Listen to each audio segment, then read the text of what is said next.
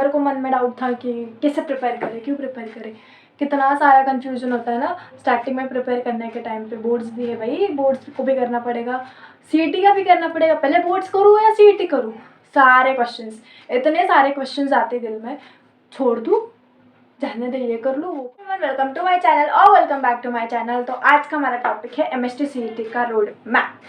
तो MST CET के लिए कैसे प्रिपेयर करें, सबके मन में डाउट था। इवन मेरे टाइम पे मेरे को मन में डाउट था कि कैसे प्रिपेयर करें, क्यों प्रिपेयर करें, कितना सारा कन्फ्यूजन होता है ना स्टार्टिंग में प्रिपेयर करने के टाइम पे। बोर्ड्स भी है भाई, बोर्ड्स को भी करना पड़ेगा, सीईटी का भी करना पड़ेगा। पहले बोर्ड्स करूँ या सीईटी करूँ, सारे क्वेश्चंस, इतने सारे क्वेश्चंस आते दिल में, छोड़ दूँ, जाने दे, ये कर लूँ वो कर लूँ।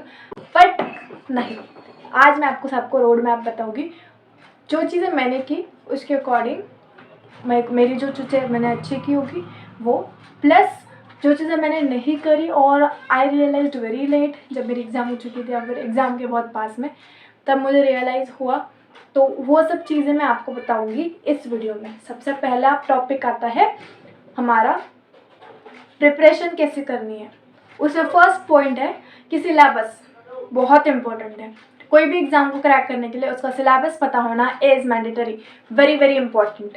So very very whittle and very very important thing है ये। सो पहले तो सिलेबस निकाल लो भाई, सिलेबस कैसा है, क्यों है, क्या क्वेश्चन आने वाला है, कैसे फॉर्मेट में क्वेश्चन आने वाले हैं। उसके बाद में कौन सा टॉपिक पढ़ना है, टॉपिक वाइज सारी चीज़ें निकाल के रखो, कौन सा चैप्टर पढ़ना है, ये सब निकाल के रखो। उसके बाद सेकेंड पॉइंट आता है हमारा notes banana. Like notes banana is very important. Like descriptive note नहीं होना चाहिए हमारा। MST CET is something very different from boards, ठीक है, समझ में आ रहा है। हमारा नोट्स बहुत डिस्क्रिप्टिव, बहुत लेस डिस्क्रिप्टिव होना चाहिए। पॉइंट टू पॉइंट चीज़ें होनी चाहिए उसमें, जो एक्चुअल में जैसे जिससे क्वेश्चंस उठा के पूछ सकते हैं वो लोग, वो। उसके बाद में फॉर्मूलाज होने चाहिए उसमें। उसके बाद में जो भी स्टेटमेंट्स दी है उनको समझ के तुमने वहाँ लिखना है। थर्ड पॉइंट आता है हमारा कंसेप्ट। कंसेप्ट को समझना is much much important. Notes बनाने के पहले भी कंसेप्ट को समझना इज़ मैंडेटरी। एक बहुत इंपॉर्टेंट हो जाता है कंसेप्ट समझना, क्योंकि 10वीं में चल जाता है, रट लो कर लो, रटेंगे तो हो जाएगा। ऐसी चीज़ें हो जाती है कभी कभी। हम लोग बहुत से चैप्टर्स है 10th स्टैंडर्ड में जो हम लोग रटते हैं। मैंने रटे थे, तो हम लोग रट लेते, but 11th-12th is much different than that. मैंने सोचा था स्टार्टिंग में कि भाई मैं तो मैं तो बहुत लाइक एक्सपर्ट हूँ लर्न करने में, मुझसे फटाफट लर्न हो जाएगा 11th-12th में जो भी है। बट ऐसा नहीं होता है। 11th-12th में लर्न करना पॉसिबल ही नहीं है। लाइक इतनी मोटी मोटी तो डाइजेस्ट होती है। अब डाइजेस्ट में से क्या पूछेंगे, ठीक है, तो ये मोटा मोटा बहुत बड़ी बड़ी बुक्स होती है। सो लर्न करना और ये करना इज़ नॉट पॉसिबल। बोर्ड्स में भी बोल रही हूँ और सीईटी में भी बोल रही हूँ, ठीक है। तो समझ के लो, जितनी चीज़ें तुमसे समझी जाती है समझ के लो। नहीं समझ रहा है तो टीचर का दिमाग खाओ, क्योंकि हम लोग वहाँ पे जाते हैं, टीचर का काम ही हमको समझाना है। तो टीचर से बार बार पूछो, जब तक समझता नहीं तब तक पूछो, क्योंकि कंसेप्ट को समझना इंपॉर्टेंट है, उसको रटना नहीं है तुमको, ठीक है। फर्स्ट पॉइंट हमारा आता है वो क्वेश्चन प्रैक्टिस करना है। जितना अभी तुमने सब कर लिया, सिलेबस तुम्हारे पास है, तुमने कंसेप्ट समझ ली, तुमने नोट्स बना ली, अब टाइम आता है क्वेश्चन प्रैक्टिस करने का, ठीक है। तो क्वेश्चन प्रैक्टिस करना इज़ वेरी इंपॉर्टेंट। क्वेश्चंस कितने भी हो तुमसे, दिन में स्टार्टिंग में तो 10 क्वेश्चन करो, 15 क्वेश्चन करो, ऐसे धीरे धीरे बढ़ाओ, लेकिन क्वेश्चन करना इंपॉर्टेंट। फिफ्थ पॉइंट आता है हमारा टेस्ट दो। वीकली टेस्ट दो, 3 दिन में एक टेस्ट दो, 2 दिन में एक टेस्ट दो, तुम्हारे अकॉर्डिंग तुमको जितना टेस्ट देना है। तुम्हारे ट्यूशन वाले प्रोवाइड कर रहे होंगे तुमको, ऑफलाइन हो ऑनलाइन हो, जिधर भी प्रोवाइड कर रहे हो, तो हर एक टेस्ट देना इज़ इम्पॉर्टेंट। क्योंकि टेस्ट देने से ही समझ में आता है कि एक्चुअली में हमारे यहाँ पे हमारी जो एबिलिटी वो कितनी हुई है, हम लोग और कुछ कर सकते हैं क्या, कहाँ मिस्टेक होती है, क्यों मिस्टेक होती है, ये सब चीज़ें हमको समझ में आती है, ठीक है, टेस्ट देने से। टाइम कैसे मैनेज करता है, तो टाइम जो है ना वैसे मैनेज करते हैं।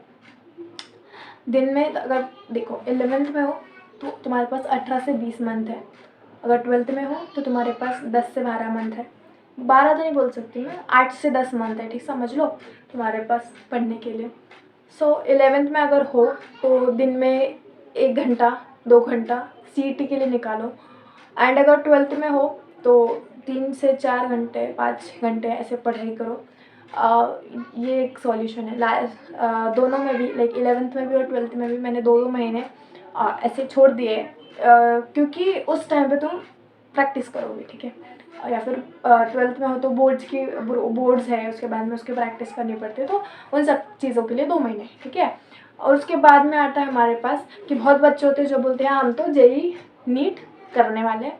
जब वो जेई नहीं होता है उनसे और नीट नहीं होता है उनसे, फिर आते हैं सीईटी पे, भाई हम लोग लास्ट के 1 महीने में सीईटी करेंगे एंड हमारा हो जाएगा। बट ऐसा नहीं है। नीट जेई करने वाले बच्चे 5 से 10 ही % बच्चे होते हैं जो कि कर पाते हैं, ठीक है। बाकी के जो मेजॉरिटी है वो नहीं कर पाती, ठीक है। तो मेजॉरिटी के लिए ये बात है कि तुम स्टार्टिंग से ही प्रिपेयर करना स्टार्ट करो। जब तुम्हारा जेई का पेपर हो जाए और तुमको रियलाइज़ हो रहा है कि भाई पेपर अच्छा नहीं जा रहा है, नहीं गया है, फिर तुमको फिर याद आता है कि भाई सीईटी नाम की एग्ज़ाम है, हमको वो भी देनी है। तो ऐसा मत करो और स्टार्टिंग से प्रिपेयर करो। ये सीईटी के लिए भी, सीईटी भी बहुत अच्छा ऑप्शन है अगर इंजीनियरिंग करनी है महाराष्ट्र से टॉप कॉलेजेस से, तो ये भी बहुत अच्छा अपॉर्चुनिटी है सब महाराष्ट्र एज वेल एज बाहर आउटसाइडर्स के लिए भी।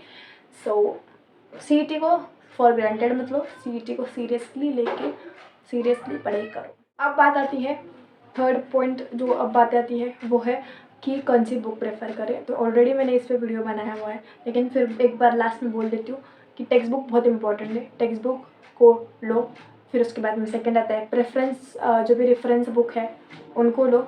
रेफरेंस बुक्स को लाइक टारगेट की थी मेरे पास, जो कि बहुत हेल्पफुल है। और थर्ड आता है कि लास्ट में जो है ना पेपर्स आते, प्रीवियस ईयर पेपर्स लास्ट में जब प्रैक्टिस करनी होती तब वो खरीद सकते हो। बाकी कुछ नहीं। आज का लाइक इतना ही बस है कि कंसिस्टेंट रहो और अच्छे से प्रिपेयर करो। 2024 में एकदम सीईटी को फोड़ दो।